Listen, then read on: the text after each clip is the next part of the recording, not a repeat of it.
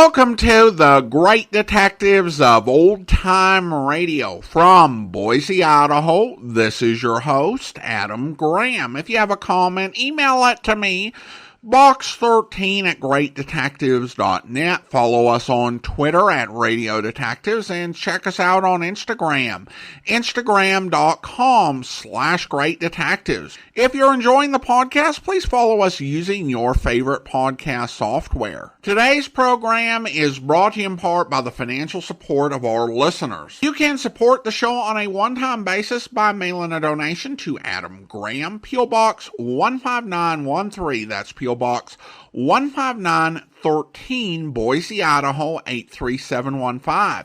You can also become one of our ongoing Patreon supporters for as little as $2 per month. Just go over to patreon.greatdetectives.net. And I want to thank our latest Patreon supporter, Kathleen, who signed up to support the podcast at the rookie level of $2 or more per month. Thank you so much for your support, Kathleen. And I also want to go ahead and thank Mick, who has increased his membership from the rookie level of $2 or more per month to the Seamus level of $4 or more per month. Again, thank you so much for your support. Well, now it is time for this week's episode of Dragnet. The original air date, September the 17th of 1950, and the title is James Vickers. Here's another in NBC's great parade of new shows. Ladies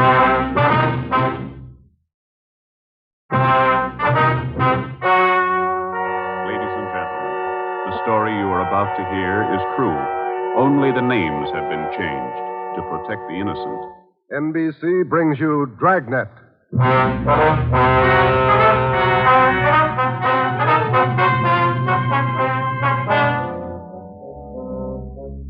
You're a detective sergeant.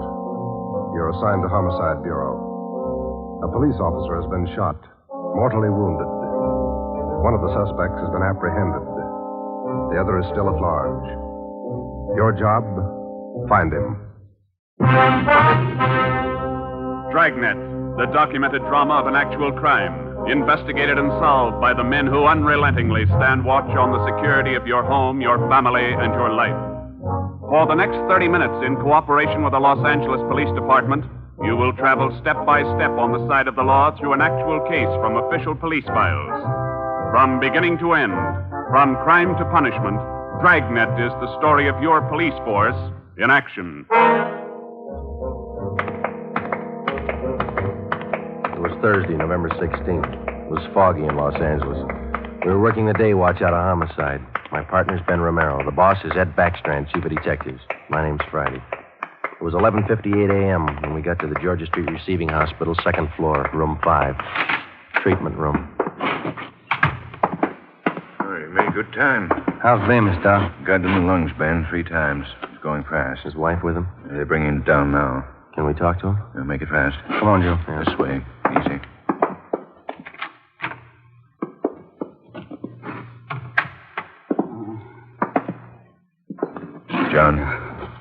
John, it's Friday and Romero. I want to talk to you a minute. Doc, it burns. My chest. Burning up. Nurse? Yes, Doctor? The hypodermic. Yes, Doctor. Yeah, easy. All right, fellas. Don't take too long. John, it's Joe Friday. Can you tell us how it happened? Joe. How'd it happen, boy? Can you tell me? Can't figure it, Joe. Why'd he do it? We gotta find out. Now, how'd it happen? I don't know. I was directing traffic. East Broadway and First Street. Gray coupe. Pulled up for the stop. Gray coupe. How many men in the car? How many, John? 2. Gray coupe. Pulled up for the stop. In the pedestrian lane. Went over. Gonna ask him to back up. Back up out of lane. Just gonna ask him. Yeah, John, and then what? Driver. Dark hair. Eyes. Dark. Went over. Gonna ask him. Back up. Pointed a gun. No reason. Pointed a gun at me. All right, easy, John. Take it easy. No reason, Joe. No reason he fired. Hurry it up, Joe. Yeah. No. What about the other man in the car? Did you see him? Can you describe him? Joe, did you get him? Gray coupe, driver, guy with him. We got the driver, Johnny's upstairs. The other one got away. We gotta find him. You gotta help us. My wife. Somebody send for Dora. She's on her way. She'll be here in a minute. Now, can you tell us, the other man in the car, what did he look like? Gray coupe. What did he look like? Don't press him, Joe. Gray coupe. The driver. Pointed a gun. Dark hair. Yeah, I know. The other man, John. We got the driver. What did the other man look like? Send for Dora. Come on, Ben. Thanks, Doc. Okay, Joe. Going fast. Yeah. John got any kids? 2. Always pick a family man. This thing's got a phony ring to it, Ben. You don't just pull a gun and shoot a man. Not if you're sane, you don't. Here's the stairs. The guy we got is as sane as they come. And how do we explain it? All I know is that hood shot John Bemis, and I want to know why. Might be a lead in that car he was driving. Maybe. Come on, here we are. Phone message for you, Friday. Came in a few moments ago. Thanks, Davis. It's from R&I. They got a make? Take a look. No make or warrants on James Vickers, Gray. Let's talk to him. Come on. Yeah.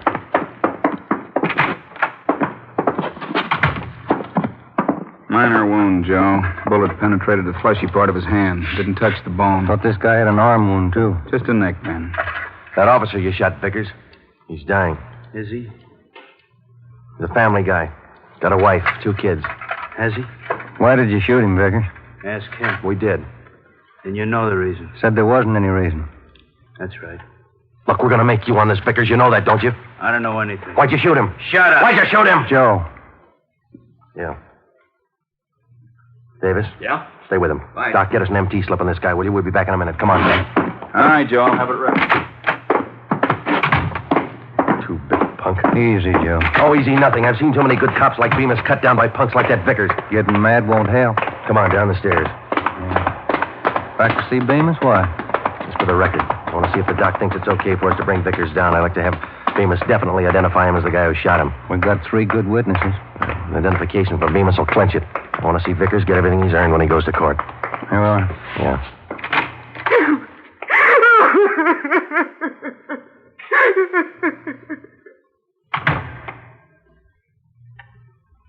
He went fast, Joe. Yeah. That his wife? Yeah. Did she make it in time? No? Did he say anything that'd help? No, it might. He said a prayer.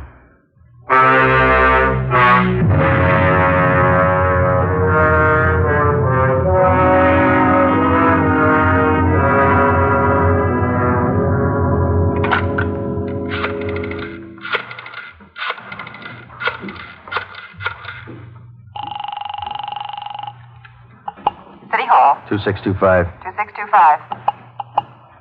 Auto records, Crawley. Joe Friday, Vince. What about a make on that car used in the Bemis shooting this morning? Yeah, Joe, been trying to get a hold of you. Where are you now? Georgia Street, 2nd floor. What about the make? Car was reported stolen yesterday afternoon. Registered to Harold Simpers, 716 Everett Street. Report said the car was taken from a parking lot at Grand and Wabash. Okay, Vince, thanks. What about the guns they found in the car? Lee Jones still has them over at the crime lab. He's running them through. No word yet? No. You make out the impound report on the car, Joe? Yeah, recovery report, too. They're still dusting for print. MT slip ready, Doc? Yeah, right here, Ben. Medical card, history, MT slip. You ready, Vickers? Yeah. All right, put out your wrist. Put the cuffs on him, Ben. Watch his hands. You saving me for the highlights? All right, let's go. I'm not going to jail. You're in jail now. Looks like a hospital. Bars on the windows, aren't there? All right, come on. Give me a smoke. Here. Okay. Light. What do I get if I open up? No deal. My talk, make it attractive. Who was the other guy in the car? Hitchhiker. I always give rides. Then why'd he run when we chased you? Maybe he was scared. You're part of a gang.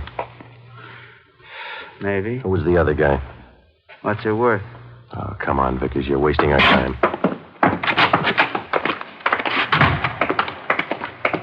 Where are we going?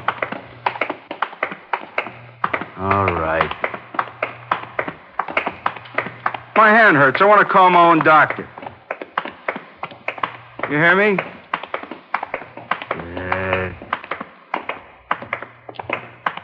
car pulled his gun first. I can prove it. Yeah, down the stairs. Easy, huh? Where are we going? I said, where are we going? All right, what's it worth if I talk? I could tell you all about it. Let's make a deal. You'll tell us anyhow. Think so? All right, you, out the door. Wait a minute, huh? Cigarettes out. All right, Ben, light it. Yeah. Nice of you guys. Thanks. Get up, Ben. Vickers, stop! He's crossing the street. Fire over his head. Watch the crowd. Vickers! Joe, he's running for that car. All right, hold it, Vickers. All right, stop it, Ben. He's stopped. Come on, Joe. All right, come on, get back, please. Let us through here. Let us through. Shall I call a doctor, Joe? No, he wouldn't be interested. The guy's dead. James Vickers, murder suspect, address unknown, died almost instantly at 1:13 p.m., November 16th, while attempting to escape. His body was taken to the county morgue where it was posted. All the personal effects found on the body were listed by the coroner, and a receipt for them given to our office. At 8:35 the next morning, Ben and I met with Chief of Detectives Ed Backstrand. Those 4 guns they found in the car Vickers was driving. They're all U.S. Army property. Where were they stolen from, Skipper? I don't know. Each one of the guns is stamped U.S. Army, that's all. Well, that makes it easy. The coroner find anything on the body? Nothing to tell us why Vickers decided to kill a traffic cop. What did Bemis say before he died? He was on traffic duty yesterday morning down at East Broadway and First. At 10:35, a gray coupe pulled up for a stop sign. Vickers was driving. Bemis started over to tell him to back up out of the pedestrian zone. Vickers pulled a gun and shot him. How'd they catch Vickers? Chased him 3 miles before he piled into a lumber truck. The guy with him got away. Fine. Checked R&I. No make or warrants on Vickers. Kickback's not in on his fingerprint. All right. What's your guess, Friday? I don't have one, Ed. Vickers could have been hopped up. Doc Stanley over at Georgia Street said no. He checked him. Wait a minute. Backstrand. Yeah, hold on. For you, Friday. Okay, thanks. Friday talking. Yeah. Yeah, good. Be right over, Lee. We're in business, Ed. Crime Lab just found Vickers' address.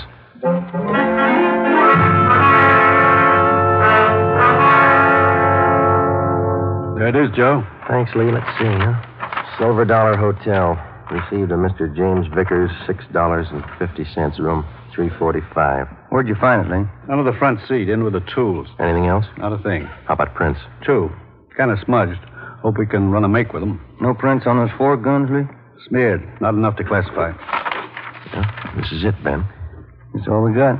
Come on, let's see if we can make it pay off. We located the Silver Dollar Hotel on East Grand between 16th Street and Pico. It was an old-type frame building with a brightly colored neon sign jutting out over the sidewalk just above the dark entrance. The manager's name was Luther Gage. We showed him a picture of James Vickers. He definitely identified him as one of his former tenants. He told us that Vickers had stayed at the hotel 1 week in room 345 and that he had checked out 2 days ago. Was Vickers staying here alone, Mr. Gay? Yes, alone. Quiet man. Did he have any visitors? Maybe. Wouldn't know. Paid his bills. Spent most of his time away from the hotel. Good tenant. Did Vickers have any friends here in the hotel? Maybe. Fell in the room next to Mr. Vickers. He still lives here. 2 of them used to be kind of thick. Can we look at that room Vickers stayed in, Mr. Gage? Let's see. Yes, it's still vacant. All right. This way. This man Vickers was friendly with. What's his name, Gage? Knight. Raymond Knight. Room 343. Is he in his room now? No. Went out about 8 this morning. Here's the elevator. How well would you say Knight and Vickers knew each other? Couldn't say. Good tenants, both of them. Pay their bills. Did they go out together? Seem to know each other well? Wouldn't know. I don't pry. Look, this case involves murder, Mr. Gage. We told you that. We'd appreciate your cooperation. Cooperation don't pay the rent, Sergeant. 3rd floor. This way. Here, 345. Open it up.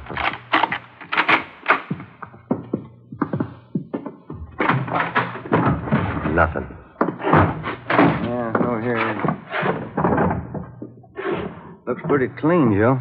All my rooms are clean. He didn't mean it that way, Mr. Gage. I wonder if you'd show us Knight's room now. That's next door, isn't it?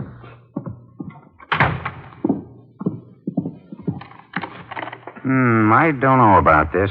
Poking into other people's rooms. Not regular. Neither's murder. Come on, let's go. Does Mr. Knight have this room to himself? Sure ask questions, don't you? No, Knight has a friend staying with him. About 2 weeks now. Not in much. Is he in now? Don't think so. Ben, watch it! Oh, drop that, you! Bad shot, Mr. Gage. Look out!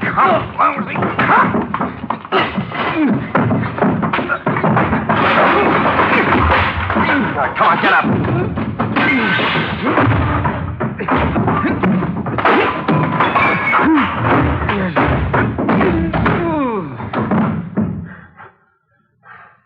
Ben?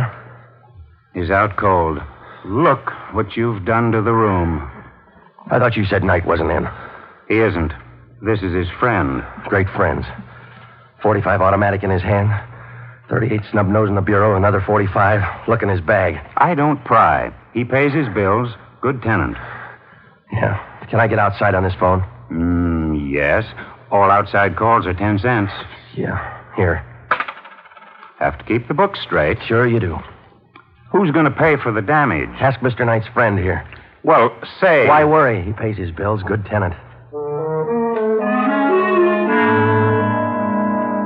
I called Ed Backstrand, and he sent out a special detail to stake out the hotel and bring in Raymond Knight if and when he returned. Ben and I drove to the Georgia Street Receiving Hospital, where Doc Stanley patched up the cut on Ben's scalp and treated Raymond Knight's friend for simple cuts and bruises.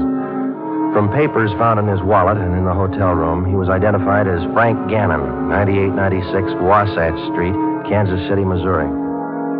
When we got to headquarters, we had Gannon taken to the interrogation room where we questioned him briefly. He told us that he was a self-employed watch salesman, and that he was in the city on a business trip. He admitted friendship with Knight, but not with Vickers. We booked him at the county jail for assault with intent to commit murder. The 3 guns found in the hotel room were turned over to the crime lab. We reported back to the office. Joe, my head's pounding like mad. That Gannon's a mean one. Yeah, it's a nasty crack. I got some aspirin in my desk. Might help. Here are. Hi, boys. Rough day. I don't get much rougher, Eddie. Message for you on the desk. Now I'm gonna eat. Starving. Right, Tracy. What is it, Joe? Well, Jones got a make on those prints he lifted off the car. Let's see. Yeah, something else in there on James Vickers. Wanted 10-14-43, desertion, U.S. Army. That could account for those stolen Army guns. Yeah. What about the make on those prints Lee found? Let's take a look. Vance Taylor's. Good solid record. 4 burglaries, 2 armed robberies, 2 assaults. Wait a minute. Here's the mama sheet. Born so-and-so, age 36, height. Alias John Fields, Harold Grant, Tom Bissell, Joe... Hey. Yeah, alias Raymond Knight. The other man who rode in the car with James Vickers the morning he shot down Traffic Officer Bemis finally had been identified. Vance Taylor, alias Raymond Knight. Well, that still didn't explain the unprovoked murder. It didn't explain the 4 guns found in the car or the 3 guns found in the hotel room. An assortment of arms like that could mean something big, but we didn't know what. Gannon's sudden willingness to shoot it out in the hotel room meant something, too. We didn't know what. We had Gannon brought back to the interrogation room. Hi, Gannon. Have a seat. Everything all right? I'll bet you're worried. No, we're not worried, Gannon. You ought to be. Don't make me laugh. You're tied in with Raymond Knight. That's enough for us. You send me up for it. We're going to try. Big talk. How long did you know Vickers? I didn't. Funny. His prints are all over one of those guns we found in your room. I'm not worrying. Then you better start, Gannon. Vickers and Knight killed a man. If you run with him, your hands are dirty, too. I room with Knight, that's all. Knight didn't come back to the hotel. Where is he? We're not that close. You share your guns and your friends. That's close enough for us. I don't know Vickers. You mean you didn't know him? I said I don't know him. We got Vickers, Gannon. He's dead. Good story. Okay. Come on, Gannon. Let's go down to the morgue.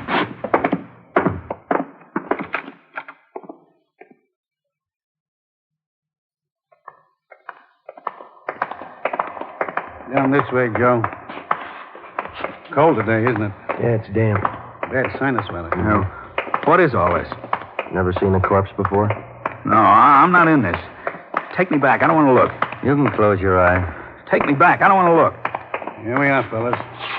Slam 45. This way, Gannon. I get sick. I don't want to look. Throw back the sheet, Fred. Take a good look, Gannon. No, he's Knight's friend. I'm not in it. Who is in it? I don't know. Take me out. I'm sick. All right, Fred. Thanks. Okay, boys.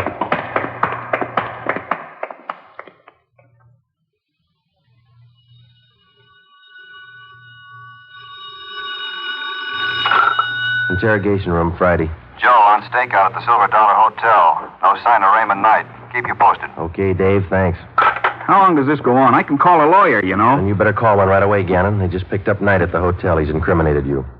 You're a liar. Sure. Like we were about Vickers. We'll prove it to you, Gannon. The officers are on their way in now. They're going to put Knight in the next room. You can listen to him. Look, I came here to sell watches. I ain't in this. Gannon, you and Vickers and Knight were planning a job, a big one. We know that. If you want to wait till you get on the witness stand to tell your story, it's all right with us. Well, didn't take too long to break this one. Smoke, Joe? Yeah. Thanks. Gannon? Smoke? What are you going to do? Nothing. Just kill a little time. They bring in Knight. You haven't got Knight. I haven't unwrapped him yet, Joe. You want to check me out? Okay, open him up. Give him a good shuffle, huh? You're going to have some time on your hands, Gannon. Want to learn a new card game? No. Suit yourself. It's a good game for two. Better with three. Sure, a lot of cards. Yeah. You got 2 decks there. Well, first off, this game is quite a bit like gin rummy. Yeah? There are 8 of every suit. 4 jokers. Jokers count 50 points. Mm-hmm. Red 3s count 100 points each. If you get a black 3, you can freeze the deck. Oh, I see. I shouldn't say deck. In this game, they call it the pack. The pack? What's a pack? Well, it's the discard pile, same as in gin. You get a red 3, you can freeze it. No, it's a black 3. Well, what happens when you freeze it? Nobody can pick it up. Oh, I see. All right. Let's deal out a dummy hand here. Fine game, Gannon. Sure you won't change your mind? You don't want to play, Joe. All right, now in two-handed, you deal out 15 cards, see?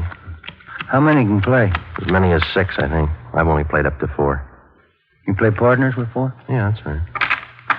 Okay, count your cards. I think that's 15. 13, 14, 15. Right. Now what do I do? Well, I guess you better lay your hand open. That'll be the easiest way to show you. Okay. Now spread them all out over there. Well, you don't have a great hand there.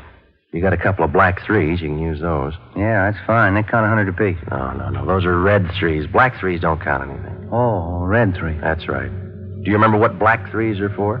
You can use them to freeze a pile. Pack. That's right.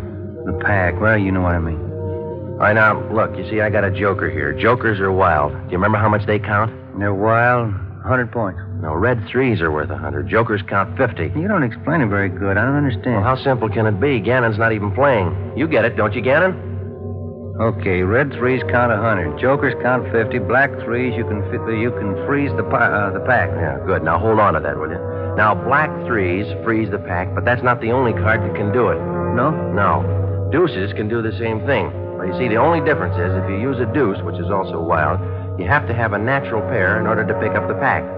Now, with a black 3, it's almost good until... I knew it wouldn't work. It was sour right from the start. Vickers killed the cop. Ben, I'm not in it. stenographer. I'm dropping out. I'm taking no raps. Johnny, the stenographer. Right, Ben. All right, Gannon. It's too late. You haven't got time. 20 after 1, they're going to do it. Do what? Payroll. Brazier Company. Messenger leaves at 1:20. He's got the payroll. 30 grand. They're going to get him. Where does the messenger leave? 1:20. You're too late. I'm not in it. Where does he leave? 1:20 leaves the bank, I think. No, maybe the company. Where's the company? 3rd and Spring. They're going to get him. Where's the bank the messenger goes to? Up the block, 2nd National, 3rd and Hill. Where are they going to get the messenger? By the alley, Clay Street. I'm not in it. Ben, check it. Get out of communications. Have him put out a call to block off the area. Give him the details. All right.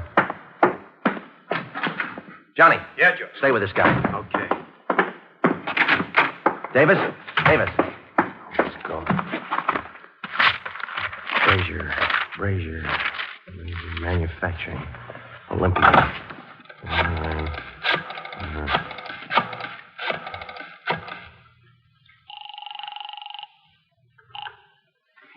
afternoon. Brazier Manufacturing Company. Give me a payroll division. This is a police department emergency. What's that, sir? Your payroll division. It's an emergency. One moment, sir. Come on, hurry up. Payroll, Hopkins. Mr. Hopkins, this is Sergeant Friday, Police Department. We've had a tip your payroll messenger is going to be held up today. Has he left your building yet? The messenger? Yeah. Oh, my, he left early today. Went out the door about 10 minutes ago. Thanks. Second National Security. Second National. Fitzroy 3. Friday, what's all the excitement? You break that guy? Explain in a minute, Ed. No time. Good afternoon, Second National. Give me the manager on duty, please. Emergency. One moment, please. One moment. Come on. I'm sorry, sir. The line is busy. Would you care to wait? Give me the chief teller. Thank you. Chief Teller, Waters. This is Sergeant Friday, Police Department. Emergency call. Has the payroll messenger from the Brazier Company left the bank yet? Well, I wouldn't know, Sergeant. Just a moment. I'll have your call switched. Yeah. Operator. Beatrice, would you give this call to Miss Chalmers? It's important. Thank you, Mr. Waters. Miss Chalmers, good afternoon. Miss Chalmers. What's the matter, Friday? You sick? Yeah, I'm sick. Miss Chalmers, good afternoon. Miss Chalmers, this is Sergeant Friday, Police Department. Has the payroll messenger from the Brazier Company left the bank yet? From Brazier's? Why, yes, not more than 2 or 3 minutes ago. And he had the payroll with him? Of course. Thanks. Got a tip on a payroll stick. I bet you coming? Yeah, let's go. Ben, down this way. Coming. Let's hustle it. Down the stairs. Communications, get the story? Got it on the air now. Where's this Brazier Company? 3rd and Spring, about 5 blocks from here. Come on. Here's the garage.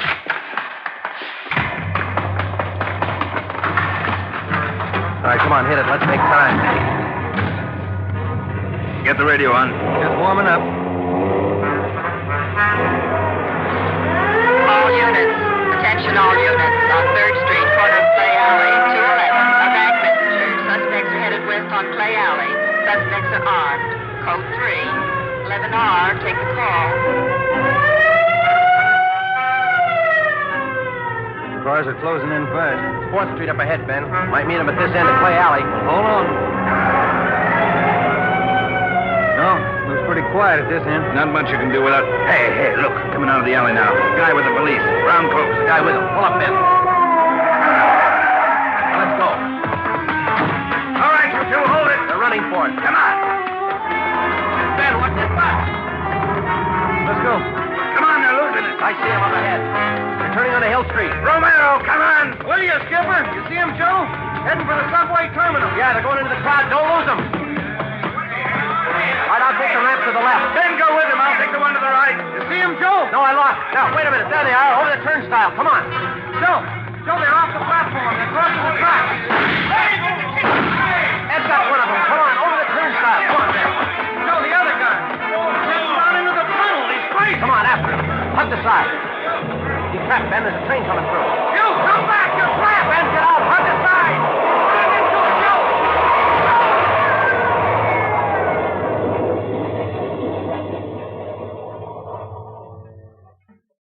You all right, Joe? Yeah. You? Mm-hmm. You want to check? No, I don't think it's any use. Yeah. Well, let's go. Wonder why he tried so hard, Joe. I don't know, Ben. Some people are like that. You can blow the whistle all you want. They never know when to stop. The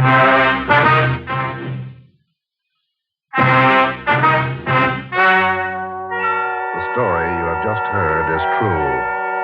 Only the names were changed to protect the innocent. Frank Gannon, the only surviving member of the hold-up gang, was tried and convicted of the crime of assault with intent to commit murder.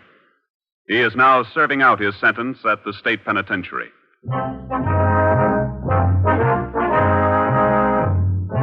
You have just heard the 16th in a new series of authentic cases from official files. Technical advice for Dragnet comes from the Office of Acting Chief of Police W.A. Wharton, Los Angeles Police Department. Tonight's program is dedicated to Private Richard H. Taylor of the Washington, D.C. Police Department, who on the evening of December 13th, 1946, gave his life so that yours might be more secure.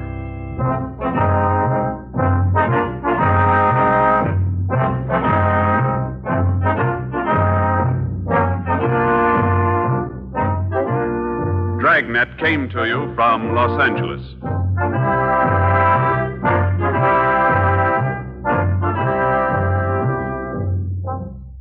Phil Harris likes a great deal about the South. We like a great deal about Phil Harris. For instance, we like his beautiful blonde wife, Alice Faye. In fact, we like the Phil Harris-Alice Faye show, and it just happens that it returns to the NBC air tomorrow. Why don't you take our advice and listen to one of the funniest shows around anywhere? That's the Phil Harris-Alice Faye show tomorrow on most of these same NBC stations.